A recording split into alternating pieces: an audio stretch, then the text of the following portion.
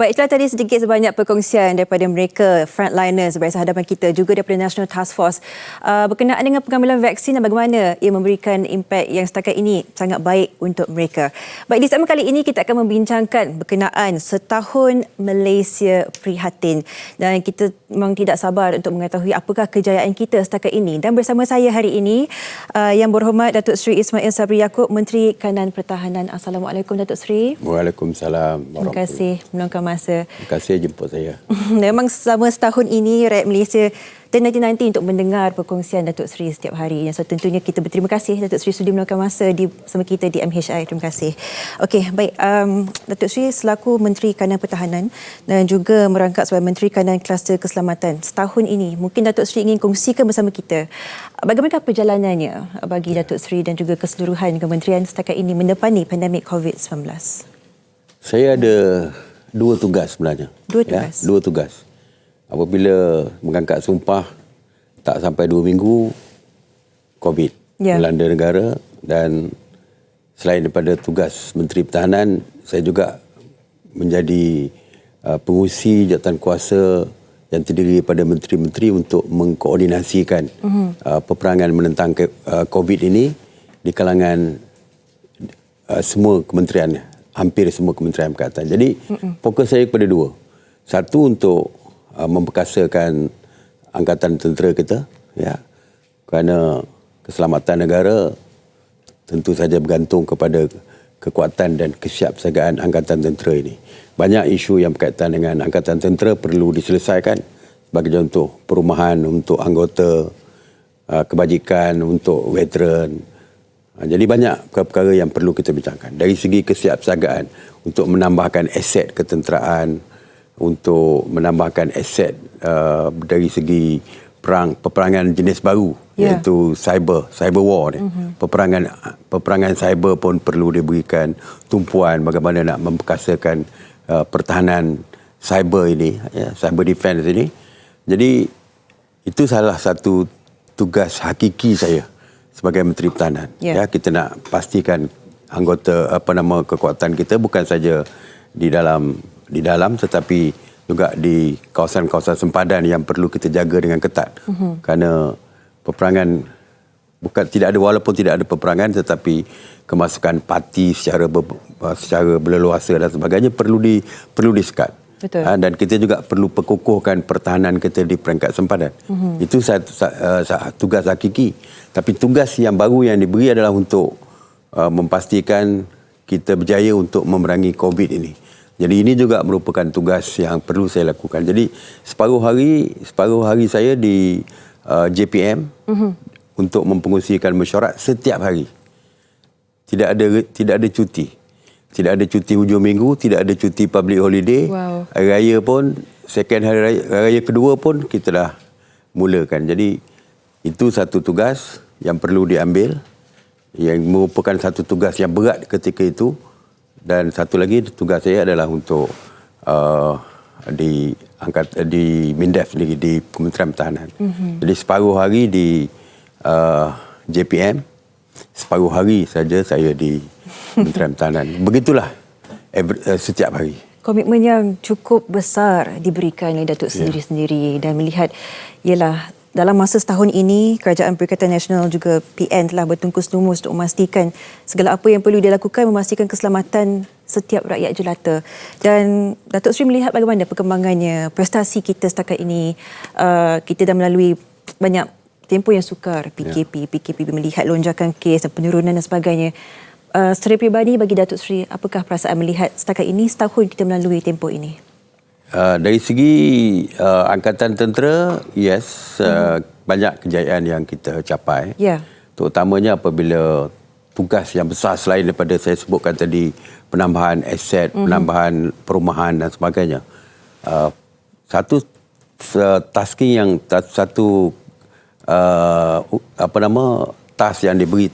tasking yang diberi kepada kita ialah untuk menjaga sempadan negara daripada kemasukan parti melalui Ops Benteng. Betul. Ops Benteng ini di bawah National Task Force, iaitu yang diketuai oleh ATM, tetapi bersama dengan 11 agensi yang lain, termasuk PDRM, APMM, dan juga agensi kawalan sempadan dan berbagai-bagai agensi lain termasuk ADK dan semua sekali untuk mengawal kawasan sempadan. Dan kalau kita lihat dari segi tangkapan lah, yang saya umumkan setiap hari daripada mula penubuhan task force untuk ops benteng ni, kita berjaya untuk mengekang kemasukan parti walaupun kita percaya ada juga yang lolos. Betul. Tetapi dari segi kejayaan saya boleh sebut bahawa kita berjaya dalam sekatan kemasukan parti ini. Ya. Bukan setakat kita tangkap dia sewaktu mereka masuk, tetapi kita usir mereka keluar sebelum memasuki sempadan kita. Jadi ini merupakan satu, saya anggap sebagai satu kejayaan di bawah Angkatan Tentera Malaysia bersama-sama dengan agensi lain. Bukan kita sendiri, tetapi bersama dengan seperti saya sebut tadi, agensi lain seperti PDRM dan sebagainya. Secara keseluruhannya untuk memastikan keselamatan negara. Keselamatan negara. Itu dari segi kejayaan Kementerian Pertahanan. Tapi kejayaan dari segi peperangan menentang COVID pun kita saya kira berjaya walaupun masih lagi belum berjaya sepenuhnya ketika ini. Kita masih berperang. Kalau kita lihat apa yang kita lakukan di Malaysia ini merupakan acuan kita sendiri.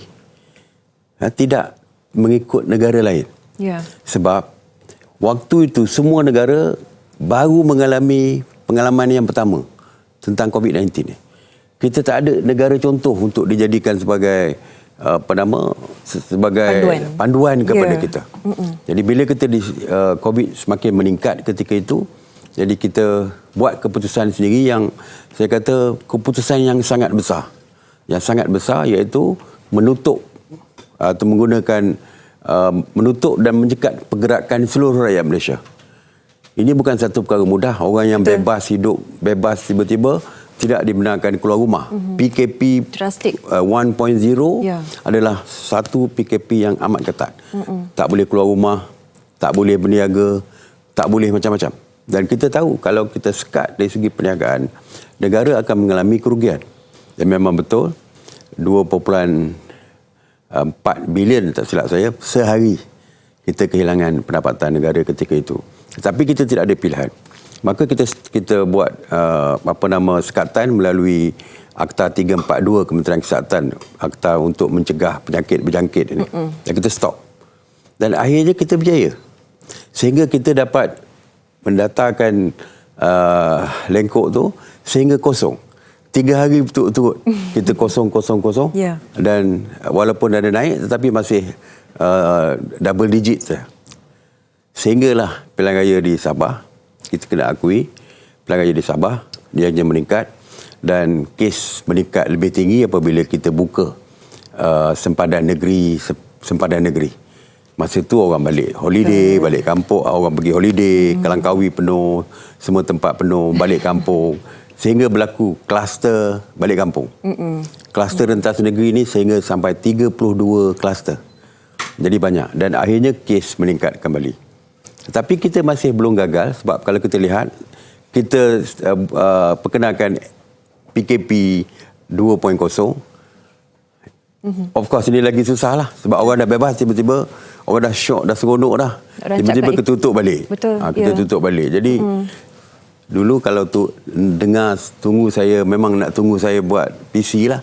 Supaya nak dengar apa, saya nak buka lagi, pengumuman nak buka ni. Lepas PKP 2, orang semakin marah, orang lagi benci kat saya. Sebab saya kena umum apa yang tak boleh. Kalau dulu nak dengar apa yang boleh, seronok lah. Ini boleh, ini boleh. Tiba-tiba daripada boleh, saya umum ini tak boleh, ini tak boleh, ini tak boleh. Walau mana pun kita terpaksa lakukan demi nyawa rakyat. Betul. Kita tahu rakyat marah, tetapi rakyat marah, tapi rakyat sedar bahawa kita buat ini untuk jaga kepentingan nyawa mereka. Dan kita dalam peperangan ini nampaknya kita semakin berjaya. Kalau kita lihat, kes semakin turun. Hari ini semalam dah 2-3 hari dah 2,000 ke bawah dah, 1,500, 1,200. Alhamdulillah. Dan kita harap perkara ini kekal. Jadi walaupun peperangan itu belum berjaya sepenuhnya, tapi sudah pun menampak kejayaan. Dan semakin kurang kes, kita semakin buka. Perniagaan dah buka. Yang terbaru kita buka industri kreatif. persembahan, live show dan sebagainya telah pun dibenarkan dengan SOP-SOP yang ketat. InsyaAllah saya percaya kalau rakyat kita mematuhi setiap SOP yang dikeluarkan, yang diperkenalkan, kes akan semakin menurun dan Alhamdulillah strategi ketiga kita dengan vaksin ni, saya percaya lepas semua divaksin, saya percaya kes akan menjadi semakin berkurangan dan insyaAllah kita boleh buka, boleh beri kebebasan lebih banyak kepada rakyat. Itu yang kita doakan agar segalanya berjalan dengan lancar. Dan kita juga berkesempatan untuk mengambil beberapa soalan daripada para netizen penonton kita dan kita akan melihat antara soalan mereka yang ingin ditujukan kepada Datuk Seri. Tapi sebelum itu, seperti yang Datuk Seri ada kongsikan dengan kemelutnya dengan usaha yang cukup tinggi diletakkan dalam masa tempoh setahun ini untuk memastikan draft trend penurunan itu ada. Dan baru-baru ini dengan peningkatan kes yang mendadak disebabkan kluster tempat kerja dan sebagainya. Dan kita melihat sedikit penurunan dan kembali semula kita ke PKPB dan juga PKPP. Adakah Datuk Seri secara peribadi melihat ini adalah langkah yang bersesuaian pada ketika ini? Melihat masih digit beribu tetapi kita sudah memasuki PKPB dan juga pemulihan. Ya, sebenarnya PKP 2.0, PKPB, PKPP, PKPB bersyarat, PKP pemulihan ini. Ya, kita buka ini seperti saya kata tadi, masalah kita adalah untuk mengimbangi dari segi ekonomi, terutamanya ekonomi rakyat dengan kesihatan. Ya, kalau PKP 1 kita tak benarkan bekerja langsung dan kita rugi 2.4 bilion a day. Sekarang ni bila PKP 2.0 kita buka sektor ekonomi. Sebab bagi kita imbangan tu perlu lebih ada balance tu nampak lebih jelas lah. Kalau dulu kita tutup langsung, sekarang ni kita buka. Dan itu pun kita masih kehilangan lebih kurang 600 hingga 700 juta sehari ketika PKP 1, 2, PKP 2.0. Tapi kita beri, sebab kita buka lagi, kita buka. Kita buka PKP 1 pun kita buka ekonomi. Sebab ramai rakyat kita yang B40. Ramai rakyat kita yang berniaga secara kecil-kecilan. Kais pagi makan pagi. Kais petang makan petang. Apa yang diperolehi petang ini untuk belanja besok, untuk menjara keluarga. Kalau kita tutup, saya tak nampak macam mana mereka boleh survive. Betul. Yang boleh survive. Kita dengar cerita-cerita sedih, seorang ibu yang terpaksa mencuri untuk beri makan anak. Jadi perkara seperti ini lah sebab akhirnya kita buka. Kita buka, tapi kita tak nak buka serentak. Betul. So kita buka sedikit. PKPB bersyarat lebih banyak kita buka dan PKPP kita buka lebih banyak. Social, aktiviti sosial, kenduri kahwin kita benarkan. Orang kata itu sosial. No, dia berkaitan dengan bisnes. Kenduri kahwin yang owner dewan tu caterer yang menyediakan makanan, mak andam pun nak cari makan juga. Jadi walaupun sosial tapi ada kaitan dengan bisnes. That's why akhirnya kita buka tapi tidak mendadak. Sedikit demi sedikit. Itulah cabarannya, menyeimbangi ekonomi dan juga keselamatan kesihatan rakyat Datuk Seri. Dan menyentuh berkenaan suara rakyat ini yang ingin meneruskan kelangsungan kehidupan mereka. Soalan daripada salah seorang netizen kita daripada Datuk Garson bertanyakan, salam Datuk Seri, boleh tak kalau tambak Johor dibuka semula 24 jam untuk laluan keluar masuk lori? Sekarang kami pemandu lori malam semua tertumpu di Tuas Second Link menyebabkan ada kesesakan. Kami mengharapkan tambak Johor dapat dibuka semula 24 jam dan bukan 12 jam seperti sekarang. Ini yang dikongsikan antara mereka. Pemandu lori juga. Ya, terima kasih. Datuk, saya ucap terima kasih. Sebenarnya di kawasan sepadan Johor Bahru dengan Singapura ni memang kita ada masalah baru-baru ni. Iaitu apabila swab test dilaksanakan setiap kali pemandu lori untuk masuk yang menyebabkan berlaku kesesakan. Dan satu lagi kita ada kita ada understanding dengan Singapura iaitu kita boleh keluar masuk tu di bawah beberapa inisiatif yang kita buat secara bersama untuk membenarkan rakyat kita ke Singapura. Tetapi oleh kerana apabila kes agak meningkat di negara kita terutamanya di Johor, Singapura telah membuat keputusan untuk menutup sempadan mereka kepada kita. Kecuali pemandu lori yang terpaksa melalui SOP yang ketat untuk melindungi negara mereka. Jadi perkara ini melibatkan dua kementerian, iaitu Kementerian Luar Negara, Kementerian Luar Negeri kita dengan Kementerian Luar Singapura. Kita telah maklumkan bahawa Kementerian Luar kita sedang berbincang dengan pihak Singapura supaya melonggarkan sedikit dari segi pergerakan keluar masuk kenderaan negara kita. Malah apabila mereka membatalkan RGL, Green Lane kepada rakyat kita, Reciprocal Green Lane, RGL, dia dah batalkan, tak benarkan keluar masuk seperti dulu. Kita pun sedang berbincang, Kementerian Luar sedang berbincang mereka supaya RGL ni dibenarkan semula. Kalau tidak, kita tak boleh nak crosskan. Yeah. So bila kita sebut reciprocal, maknanya dia buka, kita pun kena buka lah. Yalah. Tak fair lah, dia buka, kita tak buka. Jadi sebab itu kita tengah berunding lah secara Kementerian Luar dengan Kementerian Luar. Jadi menjawab soalan tu, bukan kita tetapi pihak Singapura yang mengambil tindakan ketat tersebut. Kedua-dua pihak pun perlu memainkan peranan untuk mencapai persetujuan itu. Mereka bimbang bila kita tinggi, kes kita sampai 5,000. Jadi of course mereka bimbang. Jadi mereka pun nak menjaga nyawa rakyat mereka, jadi mereka mungkin memperkenalkan SOP yang lebih ketat. Tapi kita sedang berbincang sebab kita pun dah menurun. Johor daripada PKP dah jadi PKP bersyarat, di mana kes makin kurang. Mungkin boleh dibuka dengan bebas seperti dulu balik. Baik. Itu yang kita harapkanlah. Datuk Seri, kita masa tempoh 5 minit saja lagi. Kalau boleh saya ambil satu soalan lagi daripada netizen kita. SOP untuk Bazar Ramadan dan Bazar Raya. Tolonglah adakan bazar bagi kami peniaga akan patuh pada SOP kerajaan untuk memastikan keselamatan semua ini. Ini yang dikongsikan salah seorang pengusaha. Saya tidak nampak kesukarannya untuk membuka. Tapi saya nak maklumkan, setiap keputusan yang dibuat, sama ada SOP yang dikeluarkan atau tidak, ianya setelah diadakan perbincangan dan mendapat nasihat daripada Kementerian Kesihatan. Ya. Seperti kita tahu, Akta 342 adalah bawah Kementerian Kesihatan. Akta Kawalan Penyakit Berjangkit. Jadi, kalau Kementerian Kesihatan bersetuju, baru kita boleh bersetuju. Tapi, saya nampaklah secara personal saya dari segi personal pandangan saya, kalau pasar malam boleh dibuka, kalau pasar tani boleh dibuka, kalau pasar biasa boleh dibuka. Tidak ada nampak perbezaan antara pasar tani dengan pasar Ramadan. Jadi saya itu personal saya tak nak beri harapan yang tinggi kepada rakyat. Sebab saya kata tadi, saya tak boleh mendahului dari Kementerian Kesihatan dari segi keputusan, sebab kita akan bincang perkara ini. Jadi saya harap kes makin menurun. Kes kalau dah sampai 3 digit atau 2 digit, lagi mudah untuk kita mendapat keluasan. Tapi seperti saya kata tadi, dari segi perbandingan antara pasar tani, pasar Ramadan dan pasar-pasar biasa yang harian ini,